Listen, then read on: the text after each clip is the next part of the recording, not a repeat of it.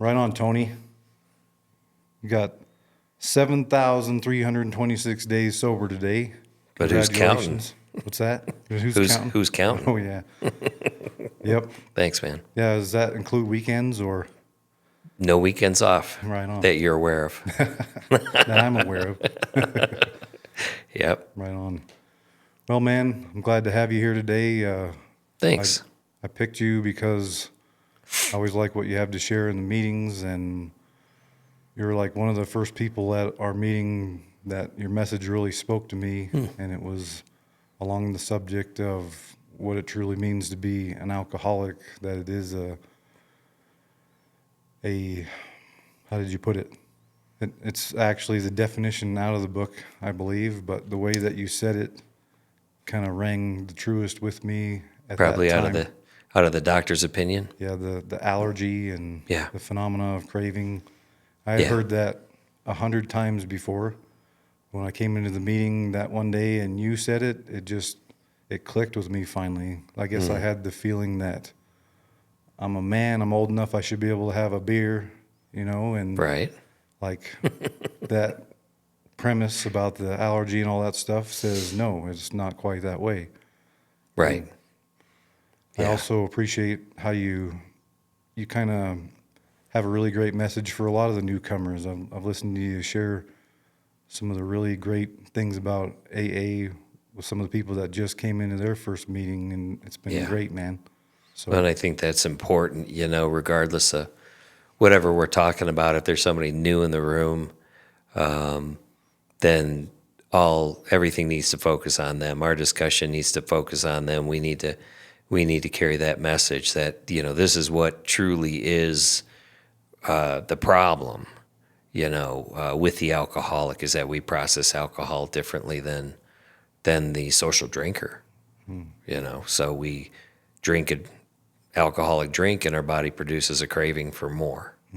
And we usually don't stop until we run out, blackout, pass out, or get thrown in jail. yeah, and that causes a little bit of a problem for us. A little bit. Yeah.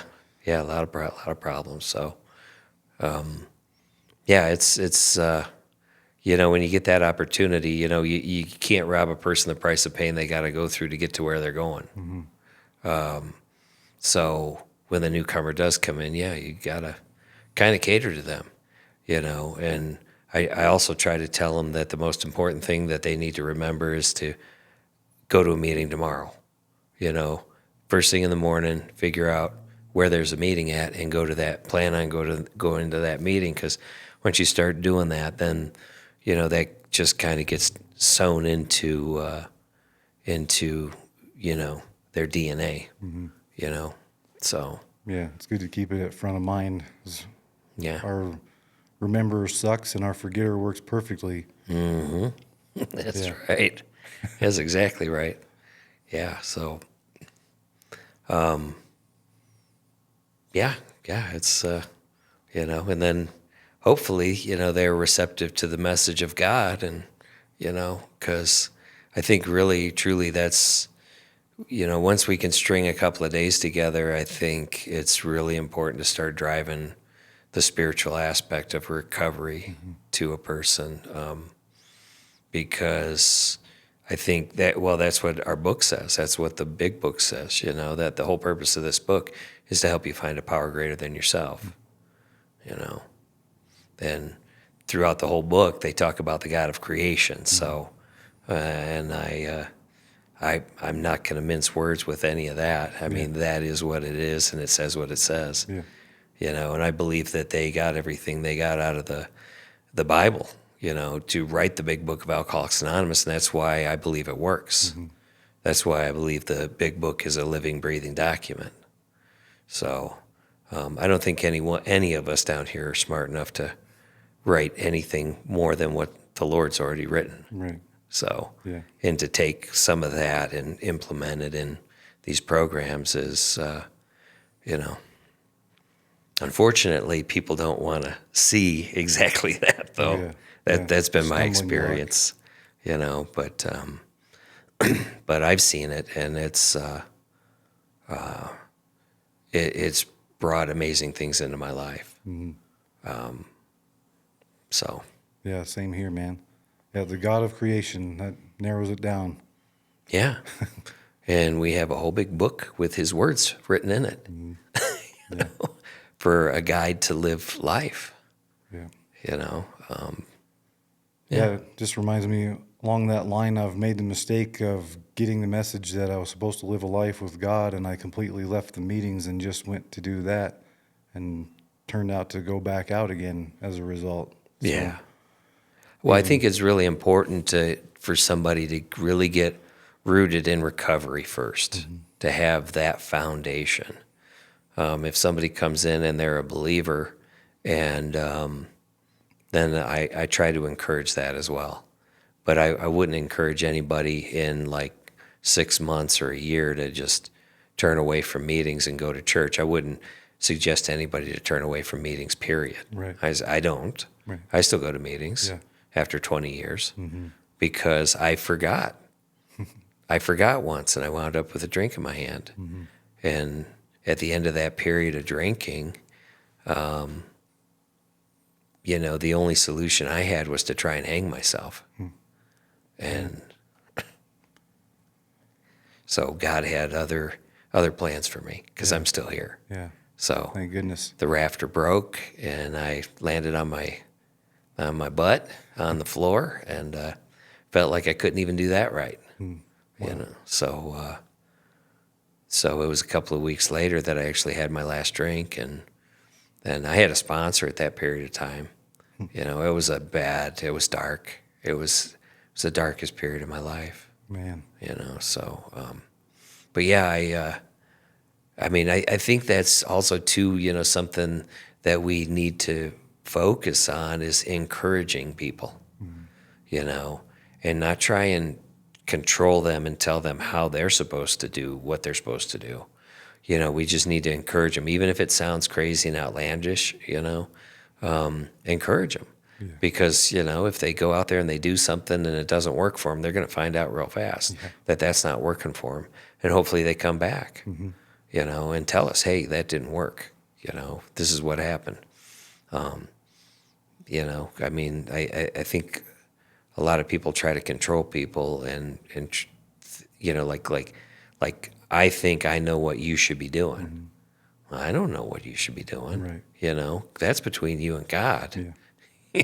So Yeah. That's the solution in a nutshell. yeah. So yeah, I just I try to be as encouraging as possible. Sometimes it may not seem that way, but there's certain things, I stand up for principles and especially the traditions that hold the programs together, that's to me is really important. But again, other people have other ideas, so you just got to kind of let them do what they're doing. And yeah. Yeah, that's the way I appreciate doing the program too, is like if I help anybody, I direct them as well as I can to God. And if they want to put me on a pedestal, it's like, no, I'm not the one that knows the answers really. The only reason I know anything is because I consult God myself, like Yeah, often, absolutely, yeah. like many times a day. And that's the lesson I want to teach other people. Yeah, my first sponsor said, a day sewn together with prayers is least likely to fall apart. Yeah, for sure. So, Yeah. yeah, I try to, I more or less kind of like have little conversations, Yeah. and sometimes, hey, sometimes we just gotta let it out and, and be angry and, because God loves us so much. He loves us more than anybody can imagine. We can't even fathom that kind of love. We have children, excuse me, and, but we still have to be that critical parent with our children. And it's hard to just completely unconditionally love anybody. I don't necessarily think that humans are capable of, but God is. God is love. God, hey, here, hey, I screwed up again, God. I love you. Yeah. He's there, I love you. He's got his arms wide open. Yeah. And yeah, once I can accept the fact that, he loves me no matter what, and me as a human, I'm just broken.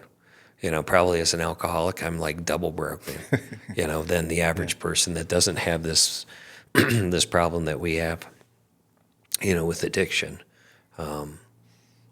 Yeah, so I just, I talk to God a lot. Yeah, that's like the saying I also heard you say, when you take the alcohol out of the alcoholic, you're left with ick. Yep. So we have Ick. to get rid of the alcohol just to be kind of back to the same level as normal humans. And Yeah. then we still have all these humanly problems to deal Yeah, with. absolutely. So, Yeah, and I think we get to that point. We still got some weird quirks and hang-ups, I think. But that's just from years Character. of abuse and trauma, that we've subjected ourselves to. And some people have been subjected to real trauma, and they have been, truly victims of somebody else's sickness. And I understand. I understand that as much as I can. I was fortunate. I grew up in a pretty normal family. It was me and my brothers that were the alcoholics and the drug addicts. My folks were pretty down to earth, all despite their little quirks that they had between them, coming from two different religions. And so it was me and my brothers. We were just raising so much havoc in the house. And I'm really surprised my dad didn't take one of us out. I mean, really, he had justification. So my brothers did some stuff that I never really got into. I saw what they were doing, and I tried to kind of steer away from like legal type issues. So as much as I could. But yeah, I watched them go down some pretty ugly paths. And fortunately, we're all, except for my younger brother, we're all clean and sober. nice. I'm not really sure what he's up to. Haven't talked to him in quite a long time. Right on. So It's one of them situations where prayer is what you do, and that's the best you can do anyway, is pray for any situation. But yeah, you pray for those. We're supposed to pray for our enemies. oh yeah. That's the best thing that we can do. Yeah. I'm not saying that he's my enemy, but His actions are as if he was, maybe, huh? well, he's on his path, and I love him. I wish he was in my life. Yeah, I don't know how to sew that back together. Yeah. And that's where God comes in. I never had any animosity there, but it is what it is. Yeah. And I just have to do the best I can to live my life. Yeah. So That sounds like a good place for prayer and just believing that God can work a miracle. Just yeah, not being closed to the possibility that he comes back around. yeah, the Lord is the miracle worker. Yeah. I mean, he's amazing. We just watched it with a friend from church. He had to go in for some pretty significant surgery, and we thought for a couple of weeks he wasn't going to come back. And he's up walking around talking, and he's almost back to his normal self. That's great. So I think maybe part of it was he was under some pretty heavy medication. He had a tracheotomy and some stuff like that. So I think he was under some pretty significant medicine, and that's probably what was causing him to kind of seem like he was out of it, Wow. because he was in a coma at one point. So, and when they medically induce a coma, they can't just bring you right out of it. It has to be a slow process. So, but at any rate, yeah, hopefully, we're praying that he comes back, and he comes back to our neck of the woods and gets to be, because he's a very significant person who's leading people to Christ. And I think people like that are they're invaluable. We need more of them. Yeah. You know. Yeah, it just reminds me that there's us trying to bring the solution to people, to God, to Christ, and seems like there's a fight to keep our message away from others, and I just believe that the devil, Satan, is also involved. Yeah, Like yeah. I've boiled this down to a fight between good and evil, basically. So That's what's really going on down here. they say if you're not fighting, then that's when it's time to really watch out. Yeah. Well, yeah, the world is pretty broken. And yeah, I mean, it's oh man, I kind of lost my train of thought. Yeah. Yeah, that's a really significant topic. And yeah, I the stuff that we're witnessing in our lifetime, I was hoping we wouldn't see any of it because it's coming. Yeah. It's coming, and not really sure what the end result or the end will look like, or what have you. If it has to get worse, it has to get worse. But I think humanity in general has been trying to turn away from God. Yeah. Our society definitely, our social construct or whatever you want to call it, is definitely trying to push God out of the conversation. I've been witnessing lately a lot of things on social media where there has been a lot more people that are openly talking about their faith.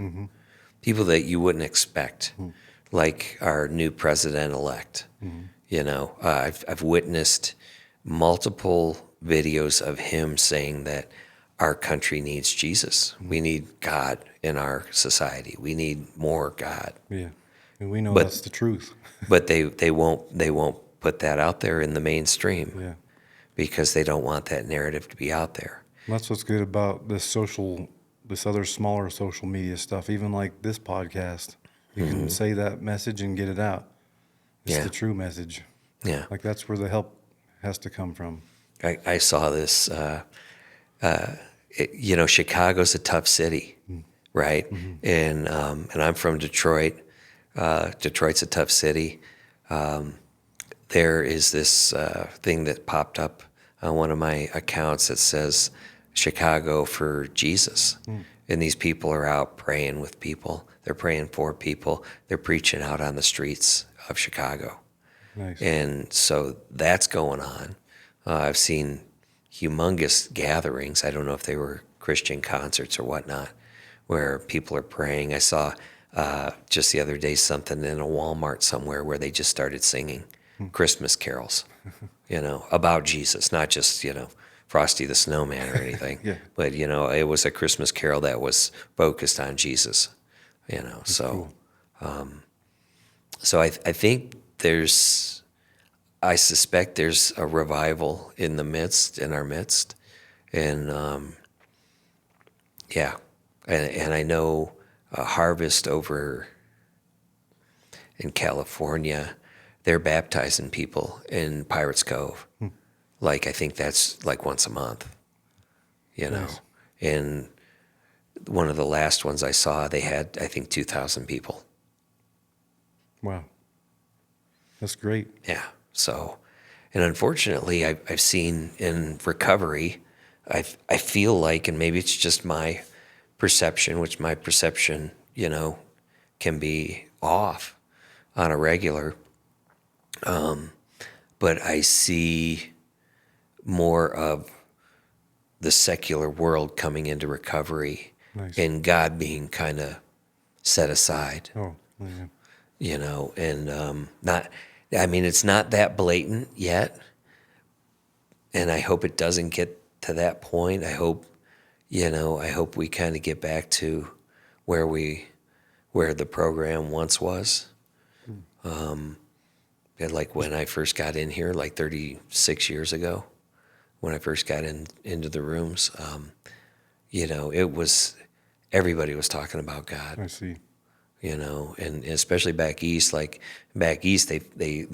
topics at the table are focused around the steps, so how am I supposed to learn the steps of recovery if I'm not in a regular discussion with people on that? And that's what those discussion meetings were, and are.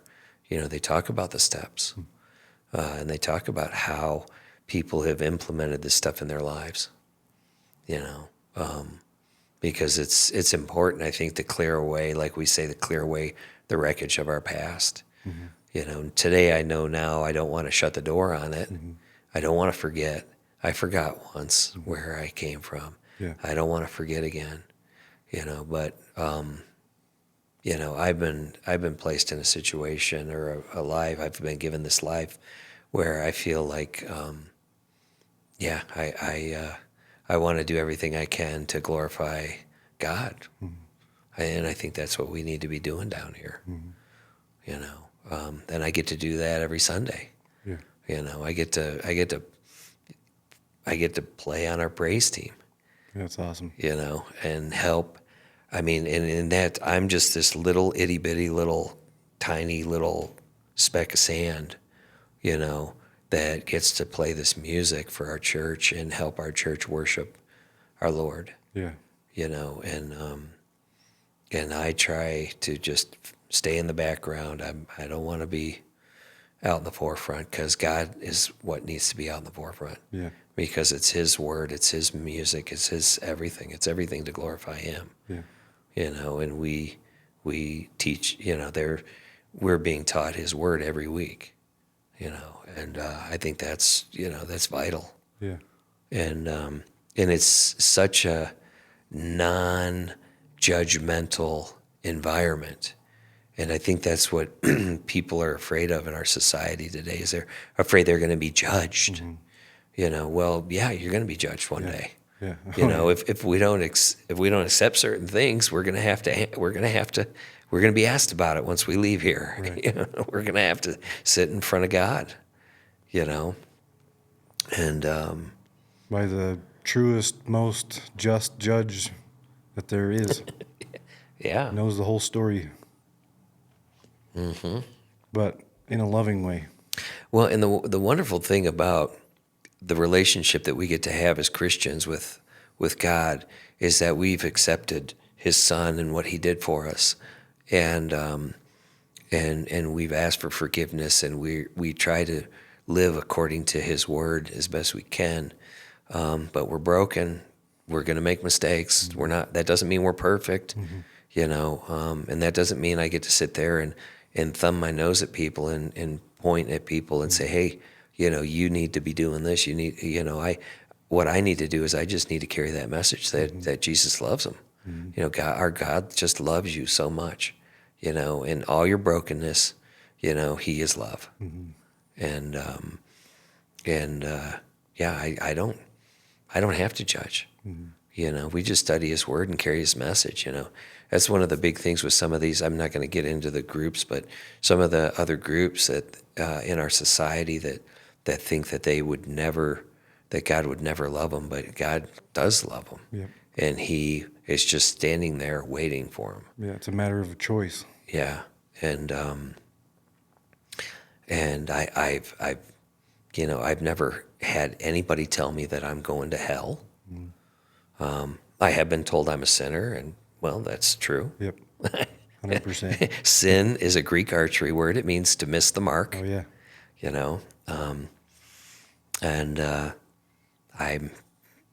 I'm not perfect. I just try to, I try to do the best I can to glorify God in my life, and I hope I'm doing that. I think that's all that He asks. Yeah, right. And but I try and tell people, hey, just come and check it out. I have the most wonderful church family. I have never met a group of people that have loved me as much as these people do. It's awesome. And they accept me. I was going through a divorce, and they didn't tell me that I needed to step down. They actually told me I needed to step up even more, I've talked to other people that have been divorced, and they were asked to revoke their membership at whatever church they're going to. Yeah. It's more like some cult type of behavior there. Yeah. Yeah, absolutely. I mean, there are some pretty specific things that are talked about on that topic in the book. Right. I'm not gonna dive into that. Yeah. But I tried to follow the word as much as I could, and yeah. So again, we're broken in our humanity, and yeah. So I now today I'm just trying to live this life that I can, Right on, man. the best I can, and God just keeps blessing me, That's awesome. So Well, he's blessed my life through yours too. So yeah. I'm one person that can say that, and I'm sure I'm not the only person. So that's awesome, man. Yeah, I feel the same way. I mean, Right on. to be able to watch you come in and get cleaned up, and I didn't really know you were a believer. I don't know exactly when that happened for you. 2002. Okay, yeah, so that was before I got sober. Yeah. Yeah, I did some ins and outs around that time. yeah, My first AA meeting was in 97, and I was court ordered in 98, and did that until '02 or so, and then went off into the church thing, and that wasn't enough. And yeah, so, like, if I would have stayed sober the first time I really got sober, like you and me have about the same amount of sobriety. But when I got that aha moment from going to church and feeling like this is it, this is what it was all about, and quit doing the meetings, I just took a nosedive pretty fast. 'Cause the people in my church meetings, they thought church was all I should need, and they're not alcoholics, so yeah. it's easy to think, yeah, you don't They do don't that. understand. Right. They understand more now, and so do I. It's been just that suffering that I had to go through, like you talked about. Like everybody has to go through their own things Yep. to finally get this. And now today, finally, since 2017, I realized I need both. I've even had like my dad and some other meeting goers tell me way back in those early days, why can't you have two friends? Meaning go to church and AA both. Right. I didn't get that. And it turns out, yeah, I need to be a regular in AA, and that way I don't get myself out of the bunch and get Yeah. peeled. Yeah, because I mean, I go to church with people who are social drinkers. They have I've never been out with anybody, and that I have been in some situations where some of the my church family they've had a drink or two, and but to me, I mean, I'm kind of at a place in my life where I don't even see it. They can have it. As long as I don't have to sit there and smell it, Yeah. or they get really sloppy drunk, I don't really even recognize it. Yeah. I usually just have water and coffee, and I live with that. I mean, that's anything else is, not really good for me. Yeah. So Yeah. Water and coffee probably don't destroy your life. So, yeah, yeah. Yeah, but yeah, I'm just amazed as to what I have experienced in my life so far. Originally I came in 88 when I was 19. wow. So as a child, I was a mess growing up, and I was exposed to, drugs and alcohol really young. So my early developmental stages were screwed up because I was under the influence, and yeah. So Yeah. I have pretty similar story, just maybe a decade later, but yeah, I, yeah. I got court ordered around 18 years old. Oh yeah. That was like I had already done a lot of my damage before then, before Yeah. even turning 18. Missing Yeah, out on the development also because I turned to drugs and alcohol first. right. Yeah, I had gotten a drunk driving at 19. Mm-hmm. I got in a head-on collision with my brother in a blackout. I don't remember it. Mm-hmm. And I woke up in a hospital. And so as a result of that, yeah, I had to go to court, and I was on probation, I think, for maybe a year. And after that year, I brought him a stack of the sheets that we get signed front and back because I was so active and involved with recovery. I almost immediately got involved with young people, and yeah, so I was going to as many meetings as I could go to that whole year. So that whole case was taken under advisement. You know, I guess I kind of got lucky, and because 19 years old, it cost me, cost me money, a lot of money. And then the other blackout, or the other drunk driving I got was in 2000, and that cost a lot of money. Mm-hmm. My dad always told me anybody can get one DUI, but if you get two DUIs, maybe you ought to think about working on your problem there. And that's where I think I kind of got lucky because it was taken under advisement. So that one was, cleaned off my record. And I think, too, even the one in 2000 was cleaned off my record Nice. because I've traveled over to Canada, and they won't let people in with drunk drivings on their record. Wow. So unless I somehow I don't know if it didn't get put on my record because that was 2000 was around a time when they weren't necessarily putting everything on digital Yeah. quite yet. So I don't know. Yeah, my last one was 2001. There used to be a deal here in this state. It was a 7-year roll-off. I don't think that was every state, but that was around the time they changed the alcohol content limit too, I believe. Yeah. But yeah, I never even thought about it could be on my record and prevent me from traveling anywhere. Is that a Well, lifetime thing Canada, in Canada? I think anywhere else you're pretty good. Yeah. I think. I don't know. Yeah, I don't know either. Might have to. I could probably. I have a friend who's a travel agent. I could probably ask her. Yeah.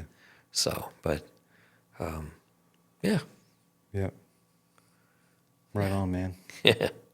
Well, at least now we're not repeating that same behavior that had caused us those kind of troubles. Now we can grow emotionally, Yeah. even though it's a little later. Learn Right. how to be humans and just learn how to have a better life. I'm thankful for the spiritual guidance that comes to remind me how good I'm doing, like at any moment. Like if I'm feeling miserable, I know I haven't worked my program very well. I haven't been in converse with God or prayed for my day. So I'm thankful that it works like that. And the more that this goes on, the faster I feel that, hey, I'm missing some things here. Yeah. I can turn and say a prayer. Thankful when I see something going on that I wish wasn't going on, I can pray for spiritual help for that. Sometimes I might get courage to go say a word or help physically, but the most power I have is praying for myself or praying for situations. Just glad to have all that out of all this, Yeah. out of all my Absolutely. shenanigans. Well, and that's what happens when we accept Christ. We're anointed with the Holy Spirit. And the Holy Spirit guides us. They in recovery we talk about the conscious contact of God.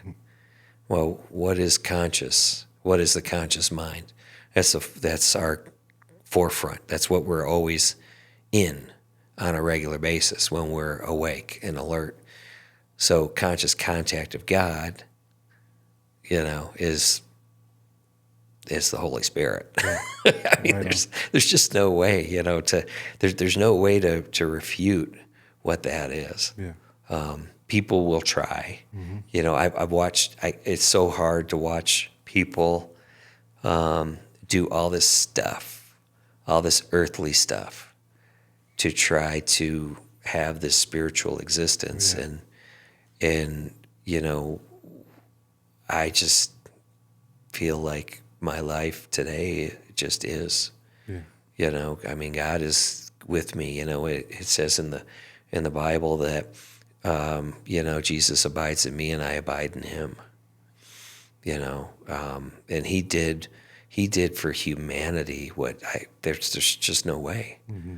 You know, going back to and studying, you know, what was going on back in those times, there's no way that humanity could follow 600 plus written laws Yeah. and then all the spoken laws. Mm-hmm. There's no way. Mm-hmm. You know, and the Pharisees were, you know, they were single people out and they would be punished Yeah. for not following that, you Yeah. know, when they really didn't have the authority to punish on God's behalf. Right. You know, really. So, so God, I think, eventually saw that, you know, humanity was never going to live up to this, and so as you know, the book is prophetic. You know, if you go back in the Old Testament, you know, there's plenty of spots where they talk about Christ coming Mm-hmm. and Christ being the sacrificial lamb. You know, the Pharisees and the Sanhedrins wanted an all-powerful ruler, and so they wanted Jesus to be that.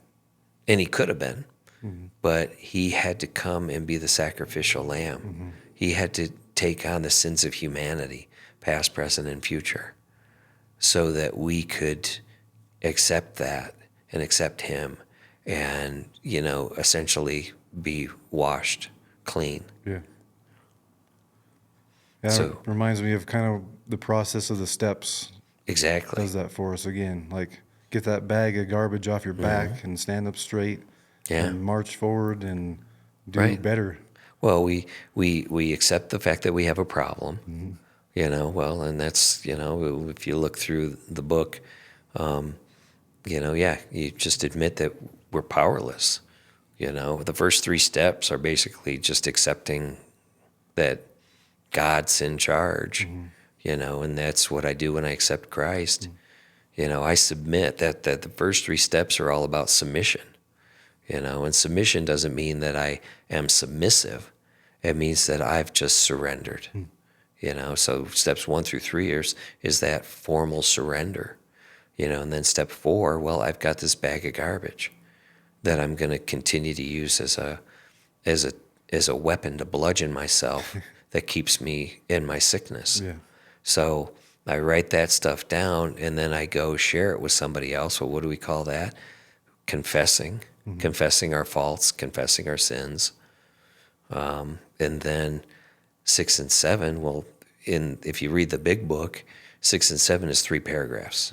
Not nearly enough to make significant change in our behavior. So when I was in working those steps, and when I need to go back to those steps, I go to the 12 and 12, because there were 2 essays on both of those steps written, because they didn't write enough in the big book.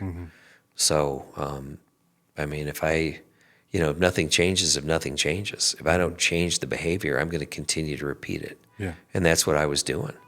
And my sponsor at the time said, well, you can keep on doing that, and we can keep having this conversation, or maybe we should look at the 6th step, you know. And he said, well, and I was known in my home group to be 6-step Stephen. And I kind of rolled my eyes. I'm like, okay, whatever. And but yeah, we dug into the 6th step and really essentially changed. You know, I started working on changing my behavior, you know, and I started working on being humble, humbly admit when I fall short, you know, and it's humble before God, not before man. We are not to be a doormat. And so I changed those behaviors. Then I go out and I have my list for my 4th step of the people I've harmed. And then I go out there and make those amends, because then I can tell those people, hey man, I'm not that same guy. I've done all this stuff to work on changing my behaviors. So, and hopefully they will, because it's not about going, hey man, I'm sorry. Yeah. You know, it's about like formally telling somebody that I've changed who I am. Yeah. I'm not that same guy. Yeah. not that guy that was drinking every single day. Yeah. You know, and then we're supposed to live our lives on 10, 11, and 12. You know, so that's how and I was taught to learn how to live the program, not work the program. We work the program when we get sober, when we first come in. Then we need to learn how to live the program and how to incorporate those principles in our lives. Yeah. Keep it going. Yeah, and so now, you know, in 2014 when I accepted Christ, then here came a whole another set of principles that I have to try to live my life by. Yeah. Which seems like an insurmountable task, but it's easier than I think it is. Yeah. And It's so one step at a time also. yeah, well, and yeah, I just get sucked up into my flesh. You know, I get sucked up into the world and the things of this world, and that's hard to separate Yeah. the flesh from the spirit. So yeah. Yeah. That's a lot of work, but there's a lot of help, and you don't have to do it in one day. Yeah, that's it. Just do something. Yeah, yeah, little by little, Yeah. baby steps. Yeah. I like that movie. What About Bob? Oh, yeah. I haven't seen that for a while. Yeah, yeah, I haven't seen it in a long time either. Yep. Heck yeah, man. Yeah. Yeah. Well, it's great. It looks good on you. Thanks, man. Yeah. Thanks. That's a pleasure being in meetings with you. Yeah, you as well. Yeah, I'm glad to have you as a friend. Yeah. Thank you, buddy. So Glad to have you here today. What do you think? You got any more burning desires to share today? not that I can think of. Right on. I mean, I didn't. A lot of times I'll do a talk and I'll prepare for it. Yeah. They asked me to share my testimony at church, and so prior to that, I had been asked to give a talk for a fundraiser for young people, which, you know, that to me, that I take that really serious because it's not only is it a talk for the program, but it's a fundraiser. So there's a purpose to it. It's just not some, you know, open talk that goes on a weekly. So I prepared, and so then I took my talk that I prepared and I condensed it down because I only had like 15, 20 minutes, you know, and they didn't escort me out the door. That's good. So they value. It's amazing to be at a place where they value me. You know, yeah. And Pastor tells me, he's like, God's got amazing things planned for you. Just wait. Right on. And I'm like, okay, well, sometimes I'm tired of waiting. Yeah, of course. But anyways, They're yeah. going to be worth waiting for. No doubt. Yeah. Yeah. Yeah, I don't do any pre-planning on any of this stuff. That's the best results I have. Yeah. We got a good horn in the background. Yeah, we do. Yeah, right here in downtown, got all the noises. Well, I know it's not mine because my keys aren't in my pocket. Yeah, I always check mine too, see what's going on. Yeah, man. Well, right on. Well, cool. This has been fun. Yeah, thank you very much. Yeah. Thank you for asking me. You bet, buddy.